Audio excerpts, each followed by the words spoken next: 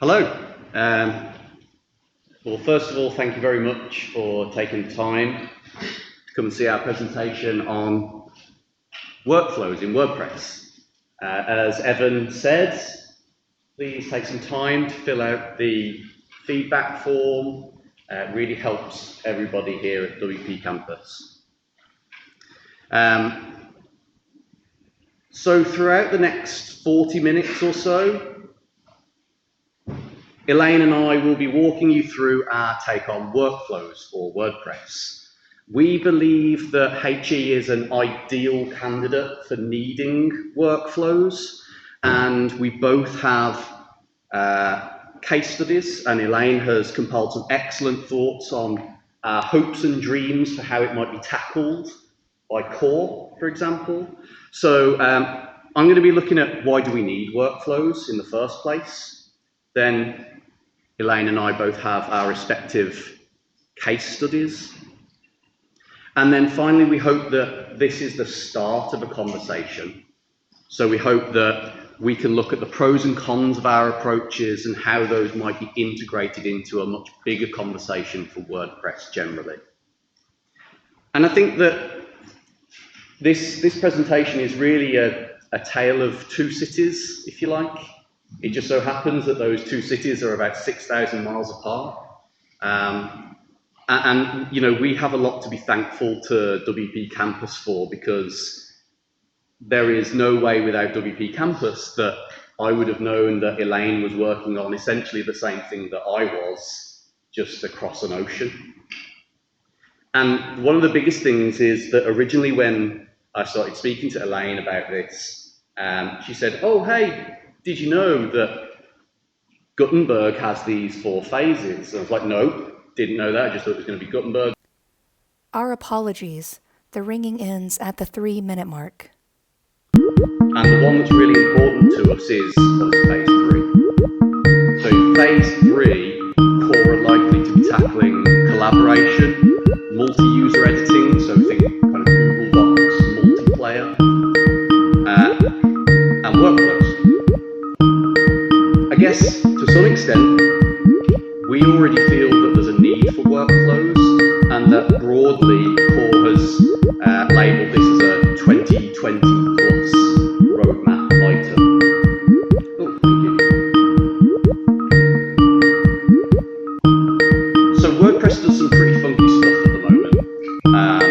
If we look at the way in which publishing and unpublishing is handled, at the moment you have essentially a linear timeline. So you have the post, and then you can write a draft, obviously, save that draft, and then you can publish it. But the problem that we encountered, and Elaine also encountered, was that after a post has been published, if you want to make changes to that post, you have to essentially unpublish the post. Now, for higher ed, that's a game changer. So if you've got a course, nope, no thanks. If you've got an About Us page, it's just one of those things that we can't really have. So there are a couple of other things in there. So we've got this kind of pending status, but the unpublishing is a pretty big deal. So we believe that there are 2 primary use cases for workflows. There are, particularly within higher ed, so there are users who create a new post and they need to seek approval from somebody else in that chain. And then there are also users that edit existing content, but in order to publish that content, realistically, they would go and seek approval from somebody else.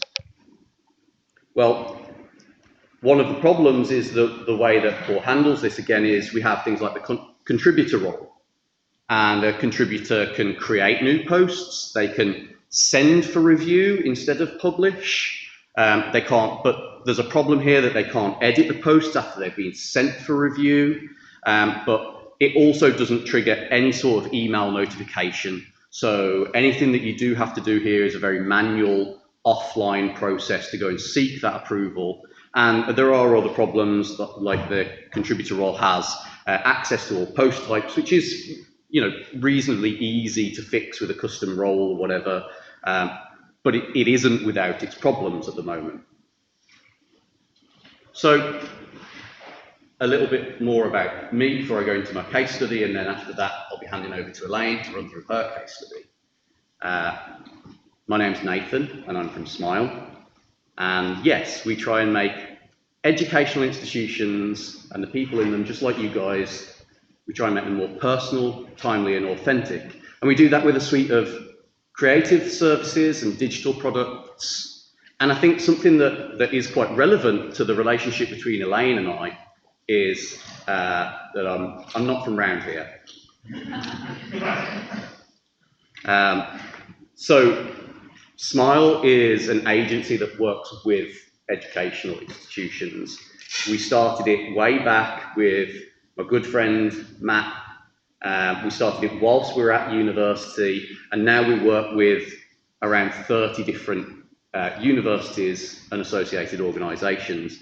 And we've been really lucky along the way to work on some really cool projects, and off the back of that, we've been working in this kind of intersect between business, technology and design. And from that kind of integrated innovation approach, we've been able to create these products. So we have products for kind of virtual open day things, we have a course information system, we have style guides, but the one that I'm talking about today is what we call border control. And border control is a content governance system. And it began when we started working on our very first, we call them flagship websites, so a main university website. And we did this for a place back in England called Sunderland, for the University of Sunderland. And what's interesting about this is it wasn't a WordPress build. It was a Terminal 4 build, which we weren't taking care of, and we were just doing the design and the front-end code for it. But the process of designing that website provided us with a mass amount of insight into compliance, laws, regulation, but also the relationships at the university and how they all kind of came together. So that was really interesting to see how content teams would work with designers, how they would work with videographers to make sure that all of that content came together. But after this, we landed another contract, and that contract was for a place called Newman University. And we owe a lot to Newman University. It is what we consider to be the birthplace of what we now call border control. And Newman approached us with a really, really broad remit of what we could do with them. So we were lucky that we got to rebrand the university. We did their prospectus. But we also had free reign over the flagship website, which we built in WordPress. We also built them an intranet based on BuddyPress, and shout out to Mark Bennett, who a couple of years ago in Buffalo introduced me to Gravity Flow, which is a workflow plugin that exists. And we built a workflows website for Newman University. So we were taking a lot of their paper processes and converting them into digital processes. And Gravity Flow was absolutely instrumental in that, but also instrumental in how we approached workflows for the flagship website too. So Newman was coming from no CMS to WordPress, which was a dramatic shift. But it also meant that they were coming from one user, one super user who was a gatekeeper to the entire website, to many users. And that's kind of distributing that load comes with its challenges of governance, who can publish, who can't publish, who's trusted, who isn't trusted. And that's how we ended up with border control. And we knew that we had to set a kind of miniature manifesto for what border control should be, what it should do, and how it should do it. So, for example, we wanted it to be a common sense approach to selecting who should approve your work. So when you are selecting a post moderator, you know who your line manager is, for example, and if you try and pick somebody who isn't in your department, then the likelihood is they'll go, what? Nope, I'm just going to reject this post. But we also knew that it should feel deeply integrated with WordPress and it should feel like core, so it should be an extension. We wanted to use the publish panel to not have too many differences. And it should also be widely compatible with the stock roles in WordPress, but also be completely compatible with any custom roles that you bring to it. So it should just be riffing off the back of that. And it should have really robust email notifications, which I think is massively shared with other approaches, just like Elaine's. And we tried a couple of things to start with, and here is how we described like our biggest failure of trying to set this up originally. So rather than having a single linear timeline, we tried to split the post into two and handle two different versions of the post ultimately. So we have a draft post, but then we also had a live post. And what was kind of cool about this is it meant that behind the scenes, you could have as many drafts as you wanted to. And then when you hit a key revision that was accepted, that would be copied over into the live stream, if you like. So here at revision 4, we've been working away. At revision 5, we add on to that, and then it gets approved, and that gets copied over into the live version. But this wasn't without its problems. So first of all, we had database bloat. We also had permalink problems all over the place, because when you create two posts with the same name, you get the whole -1 scenario. It was really difficult to reconcile that, and as a result, it didn't feel like we were doing it the WordPress way necessarily. It was really nice because actually one of the problems in the UK is that, I say problem, but we have something called CMA, which is regulation about how we sell things to people, and that there was this kind of landmark agreement that actually university courses were part of that, and you can't missell university courses. So they have to be auditable, you have to be able to roll back and show what somebody was sold at any point in time. Now, by doing it this way, where you have the live stream, it's really easy to just say, okay, well, let's go and check the live stream and let's see how it was at that point in time. And that's nice because you might only have 3 revisions of the post as opposed to a billion. But its problems were too much, so we decided to rewrite it. So in our second version, we looked at it a bit more like this. So we kept, rather than 2 streams, you had just that single linear timeline. But essentially what we did is we enabled revisions for post meta.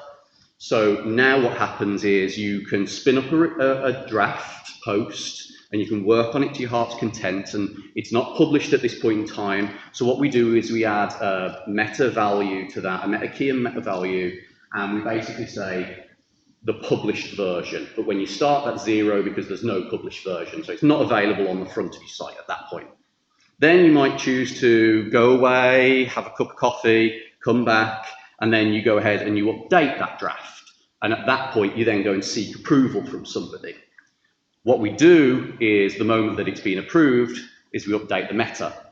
And then we use an ID against the revision number. It's rather simplistic here, but it gets the point across, is that at this point, revision 2 is live. And we hijack all of the queries on the front end so that now you can see revision 2 as the live version. Where this differs from where core is right now is that you can then go ahead and create some more revisions to this. You could go away and you could create another draft, but you might choose to not send that out for review. So it's still stuck at revision number 2 on the front end of the site. And then finally, you might choose to make some more additions to that post and finally send it off for review. And when that does get accepted, that value just gets updated so that now revision 4 is live on your site. So for the purposes of this demo, I've created a little instance of WordPress. It's a riff on our course information system for Hogwarts School of Magic. So at Hogwarts, we have a number of courses. We're going to take a look at Herbology 101. And here you've got some kind of basic ACF stuff going on. We've got a course outline with a course overview. We can make some changes, but the crucial parts here are in the submit for review panel. That would usually be the publish panel, but all the labels have been hijacked. Nothing actually gets published at this point. Any kind of alerts and notifications have all been completely changed. So at this point, there's nothing about publishing because this user that you're watching here doesn't have the permissions to publish. There's post moderators up in the top right too, so you can pick who they want to be. I've not gone into too much depth in that in my case study. I think Elaine definitely covers that in more detail. But off the back of this, there are a suite of email notifications. So we have a new email that's come through, and in there it says, this notice is to confirm that History of Magic is pending review by you on Encourse Demo. And then you get a link off the back of that where a publisher, so this has been sent to somebody who has publishing rights, can now log in to Hogwarts School of Magic and not get their password wrong, sorry. And the link obviously has some redirect stuff in there, so when they do finally manage to log in, they come in here, they can check all of the course, they can see if they're happy with the revisions that have been made, and you'll see that the publish box is completely different here for this user. They have the ability to publish, they also have the ability to reject the post. There's a number of other stuff that's kicked off the back of clicking those, but it's all done the WordPress way. Once it has been published, everybody gets notified that's in that chain, and it's been really cool to see this used. It has been instrumental in being able to publish content with a level of safety, but also a level of brand consistency that had never been seen before. We're really excited that it's up until now, it's been a very internal, very in-house development, but over the next few months, we're going to be putting this hopefully onto the WordPress.org repo. If anybody would like to try it out before we do that, we have a public beta that's opening really soon. You'd be more than welcome to join. Just simply go to wearesmile.com and you can find the links from there. So, without further ado, I'm sorry there's a missing slide, so we don't have the US flag on. Sorry. Oh, no, I think these people all know what the US flag looks like. I would hope so. So over to Elaine, who's going to walk us through her case study. So back over on our side of the pond, down in Texas, St. Mary's University was running into some really similar needs. And our use case was, in the past, all of our official university policies were just maintained by all the different departments and offices on campus. So you had a Word document for every policy, and of course probably 17 different revisions of Word documents. And they were all on each office or department's individual server. So it was just really hard to actually find a specific policy and know that it was the correct updated version. So in university communications, we had a vision of transforming this Word document thing into a website called our policy library. So this new website we envisioned, which is now live today, it would provide a central place for everyone who wanted to, off campus or on campus, anyone, to access any policy that's official to the university. We wanted to make it really easy to search because obviously titles of policies are not always the way that you would say what you're looking for. And we also wanted this website to record who edited what when. So very similar to Nathan's use case of needing that auditing trail of when was this officially updated and by whom. So the screenshot here is our policy library today, and you can see it at the policy library itself is at stmarytx.edu/policies. And this other link up on the slide, /workflow, will take you to this long series of blog posts that I did cataloging all the code samples, all of our thought processes. So it's a little deeper dive if you want to go a little further than this presentation. So the main factors that drove our custom plugin was number one, just like Nathan's users, ours were not in WordPress very often. So we really needed those notifications to tell people, hey, you need to log in and check these policies or update them. Number two, the permissions. Again, the core roles just were not going to work out for us. And in our specific lingo, we were going to have policy editors who could create policies and edit published policies, but any of these creations or edits that they would do would not be able to be published live to the world, while still keeping the published version live. And then we would have policy approvers, who would be the ones who could review all those changes and also have direct publishing access. We also really wanted to narrow it down because when they log into WordPress, not everybody needs to see all 30 different offices. We wanted to restrict what they could see to just their own assigned offices policies. Now, we did look into plugins because, of course, somebody else out there has had this problem before, right?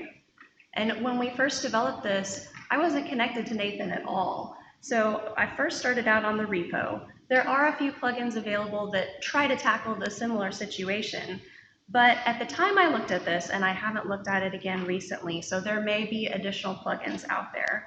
But at the time, the plugins that I was seeing and trying out didn't quite solve the puzzle in the way we needed it solved. Most of the plugins, at least at that time again, would create new roles, but those new roles could access every post type. And again, we wanted to really restrict that down to the specific post types we wanted people accessing. We also tried a couple of vendors, but they were not quite able to solve our problems in the way we wanted either. So I ended up volunteering for this project, and I just learned so much about core editing processes, it was invaluable.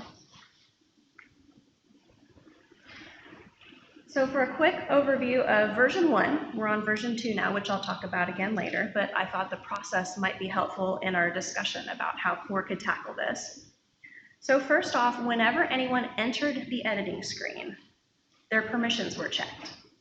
If they could edit but not publish, our code would hijack the entire publishing panel, change that button again to submit for review, just like the core contributor roles sees.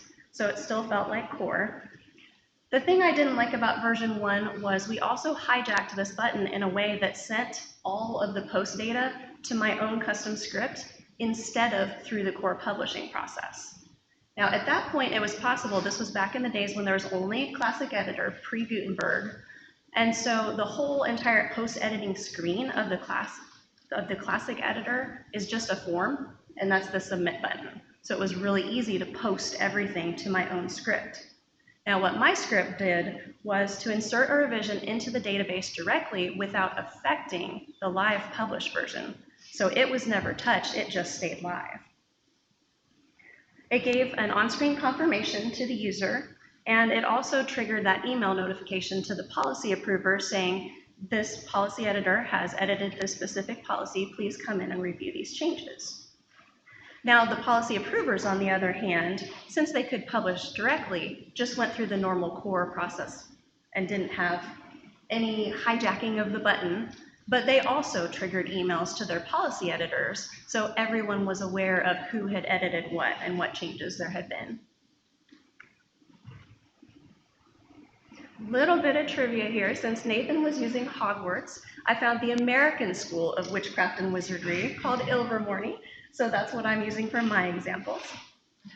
So version 1 of the policy library got our site live, but we ended up with more problems than we initially expected to have. Our biggest issue was with roles. We ended up not having just a separate policy approver for every office. There were a number of people who needed access to multiple offices.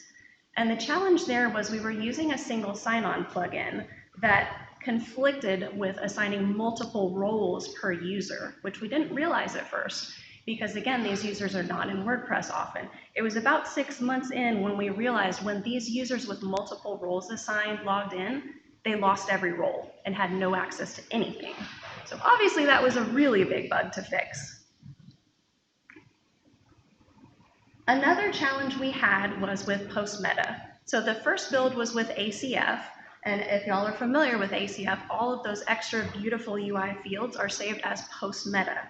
Core does not revision post meta along with the posts. So anytime they would change any of that data, it would not have been automatically saved. They could have changed different things like who is the approver for this, different meta fields. So in version 1, I did find a plugin available on the repository that mostly solved the problem, except it didn't save the post meta for the very first revision, which we were willing to live with, but needed a little tweaking when we came back to solve the problems.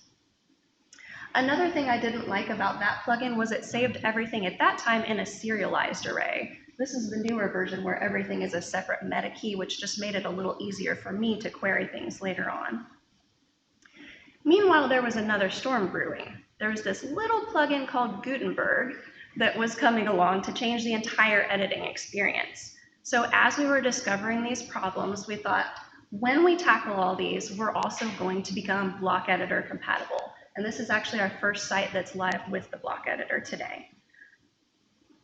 At the time Gutenberg was starting to come down the pipeline, the documentation was really hard to come by. And I have never been a JavaScript expert. I had gotten used to PHP, so I just did not have the JavaScript experience to keep up at the time. But back last December, when it came live and a lot more documentation has become available, I started out. And I happen to have a husband who's a React developer, so that did not hurt.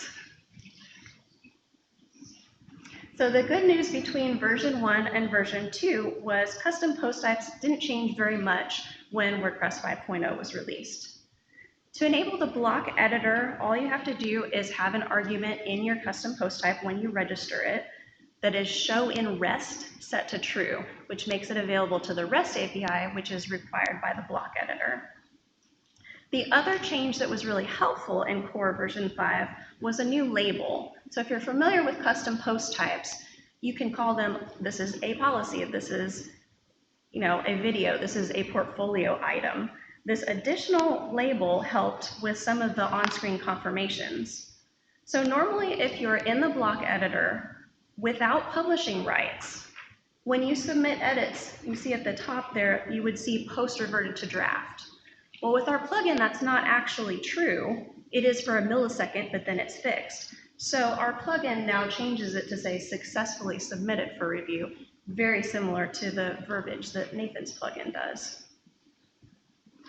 Another place where there's very core specific wording is the publish panel. So again, if you're in the block editor, you can edit but not publish. When you submit, you get a confirmation that says when you're ready, submit your work for review and an editor will be able to approve it for you. Now remember, these are policy editors, our custom role, so that could be really confusing to them. So I needed a way to customize this message. And the fabulous people over on Stack Exchange actually helped me out with this one. First, they came up with a way to make a static message and change that. And I thought, you know what, if we can take it a step further and tell these policy editors who specifically is their approver, that could be really helpful. And so they were able to help me code that out. So now they see which person or people, because now we have multiple possible approvers, who will receive an email, and then they know exactly who to track down if their edits are not live soon.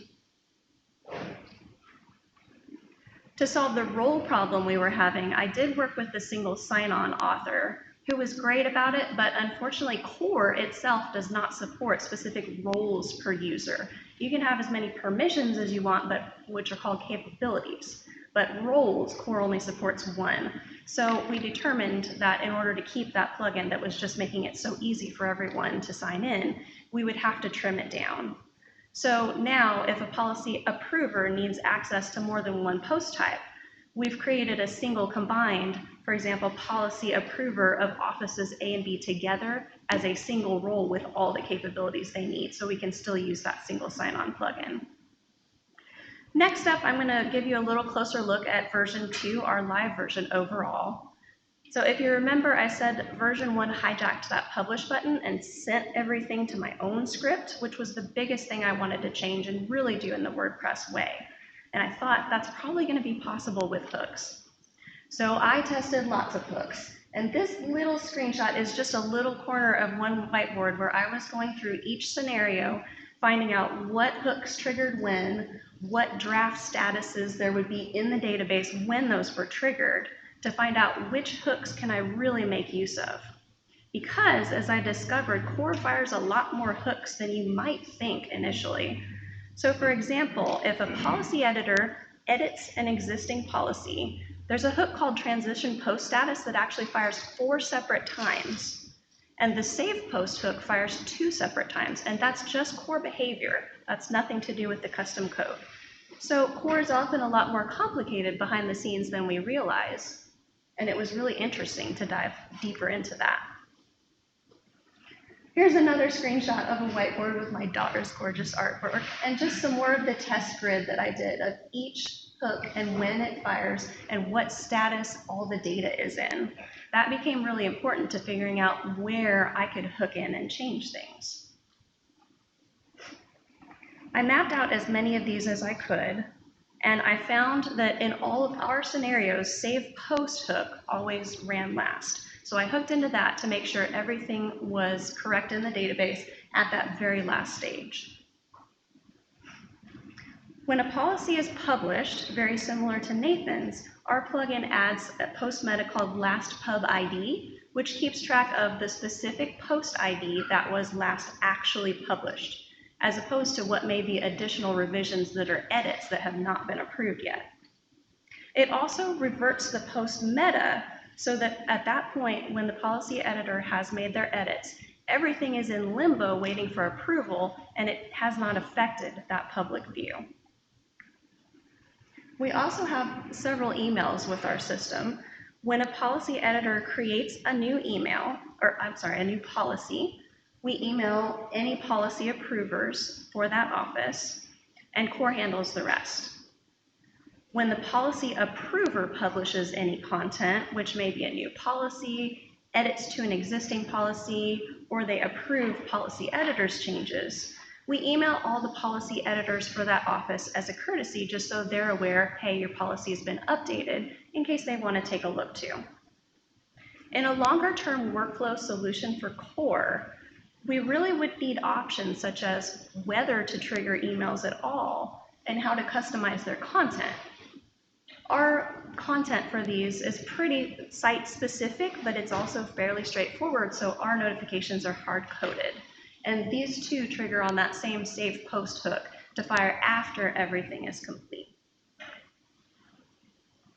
We have 2 additional email notifications to encourage all of these users who are not logging in very often to keep their policies up to date, because it's really important to us that we always have the official current policies on the site. So for the first email, every day we have a cron job that checks to find any policies that were last edited 9, 10, or 11 months ago. So these are coming up for review. If so, we email everyone who's a policy editor or approver for that office a list of all the policies in that status, saying, hey, these are coming up soon, please make a note to come and edit them. And then our last notification is for policies that we consider overdue. They haven't been touched in over a year. This one we have to trigger only 1 day a month because we don't want to bombard them every single day, but it fires on the first day of the month, and much like the upcoming email, it lists out any policies that are overdue. For a site like this, it's really important to test out every scenario multiple times. And you guys are probably familiar with WordPress core requiring a unique email address for every user in your system. But there's a little trick in case you haven't heard using Gmail. So let's say I have user@gmail.com, which I don't, so if you email that, you're not going to reach me, but it's just a little easier than spelling out my whole actual Gmail. So if you add a plus symbol after your username, you can add any additional text you like, and it will still go to your Gmail address. So we could have user plus academic affairs policy editor at gmail.com, user plus academic affairs policy approver at gmail.com. And this way, I was receiving all the test emails to my one Gmail, but WordPress was still happy to have all of those available. Once we finished the workflow process, we wanted to add some more visual cues to make it easier for folks to find, once they're logged in, what do I need to do here? So there's a screenshot of our custom dashboard widgets with a please review for anything that has been submitted by a policy editor, and a please update for any policies that the current user can actually access and change. We also had a few policy editors who weren't really clear on whether their edits had been saved. So one of the downsides to our reversion of the published policy is that as soon as the policy editor leaves the editor screen, they can no longer see their changes. If they come back to the edit screen, they see the published version, not their edits, which is not ideal. So when core tackles workflow, I would envision a new post status, something like review. That means this post needs to stay published as it is, but anyone who enters the editor needs to see the latest revision, whatever that may be. But for the meantime, I added some details to the post listing, confirming if edits were submitted and when they were submitted, and also a review by, which has this nice red highlight for anything that's out of date.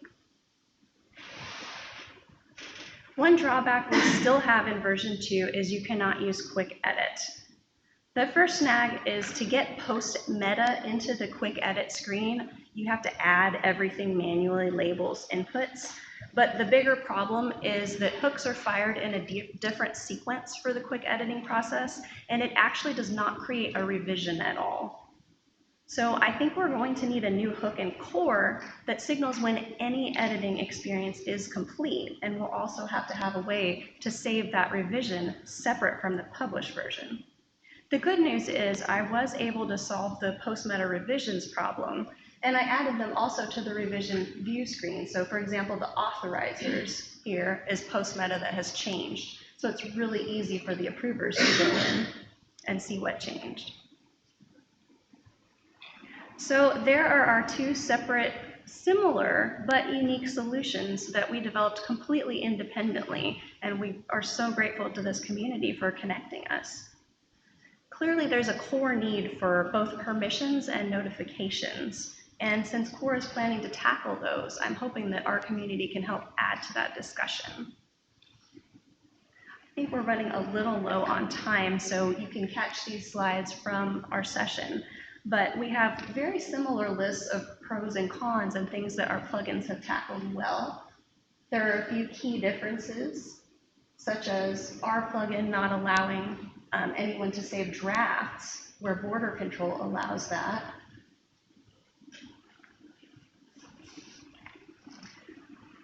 Hurdles for core would include the verbiage throughout the editing experience, which is really a little bit difficult at this point to change. I feel like core needs to expose some more labels or easier ways to manipulate that wording. Quick Edit has got to save revisions and have a final editing hook, or maybe it's time to consider letting that go from core. And post-meta revisions are very important to many sites, so I think that's also going to have to be a core thing.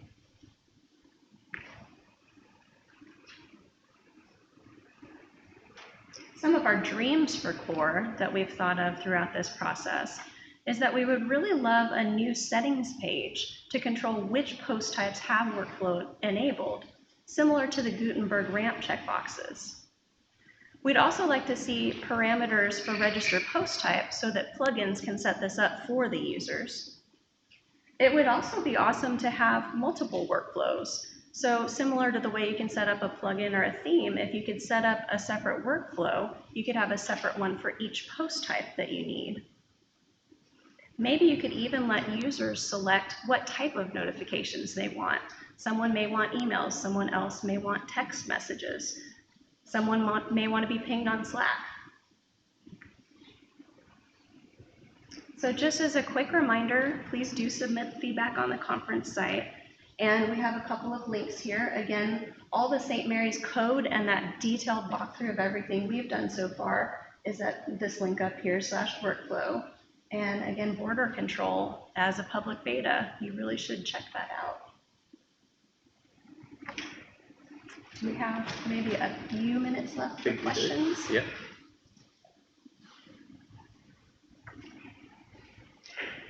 Yeah. I was curious with border control about different custom post types, and you're showing courses right there. Yeah. But is it pre-integrated into any custom post type that you want, or do you build a custom post type? So we actually have created an options screen where it will loop through all of the custom post types and you can enable it on a per post type basis. So if you want it just on posts, for example, that's totally fine. But if you do have a course catalog enabled, for example, you can also tick it onto that. So we've kind of started to have that conversation about you might want governance applied to one part of your website, but not to others. And we've created the options panel for that. There's a couple up there. Question for Elaine. Do your editors, are they able to see all the past revisions? No, we actually currently have them blocked from the revision screen because that's another button we would have to hijack. And especially with the new editor, we just haven't tackled that yet. Yep. So thank you both for presenting this. This is something that we've looked at for a while, and we used a plugin called Visionary, which has been updated since 2015, so we kind of forked our own custom figurement. Yeah. And it's just really interesting because I hadn't seen anybody else tackling this since 2015, and I hear from both of you they both been tackling it, and Revisionary just started being reworked on again.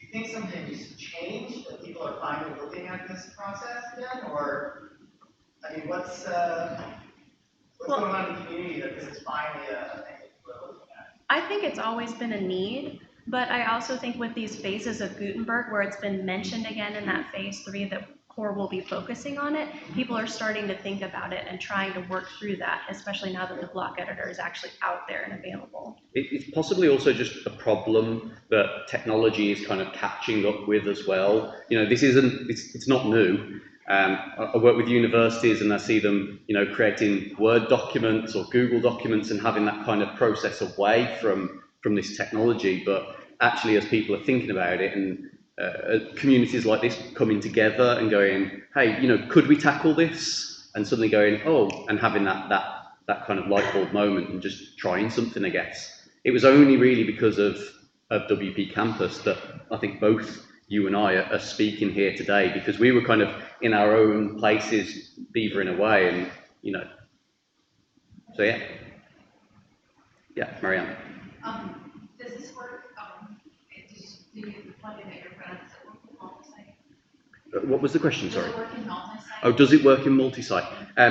Yes, we deploy everything onto multi-sites all the time, so it's kind of a requirement for us. I'm not sure about yours. We haven't tried it on a multi-site. It's very specific to this site currently that we use. I mean, I think both of our approaches are a riff on capabilities and hooks. So there's nothing here that's particularly multi-site specific. Certainly with border control, it's about who has the capability to publish, who doesn't have that, and that's not necessarily something that factors into those kind of administrator and super administrator levels that you find in multi-site. So I bet it would work in multi-site. Yes? Can you use these plugins with existing content, or do you have to kind of start from scratch with it? And can you deactivate the plugins after you've been using it for a while, and can you then revert kind of back to the normal WordPress flow? I mean, I can't speak on behalf of Elaine, but with ours, it's something that you can install. It will pick up from exactly where you are. You can deactivate it and it will flip back to how WordPress just normally handles things. We designed ours in a way that it should feel like core, and if you don't want it anymore, it should not be hijacking something and make you go through all of that. But is it safe to say that yours is the same, Elaine? We happen to have put all of our code into a plugin for this site, but if you look at the examples, it'd be really easy to separate custom post types in one plugin and the workflow in a separate plugin. And as long as the workflow is in a separate plugin, you still have your post types, yes, you would absolutely revert to a core process. It's just revisions in the database. I think the key is about both of these approaches being extensions of WordPress rather than trying to hijack everything completely and ruin it. So.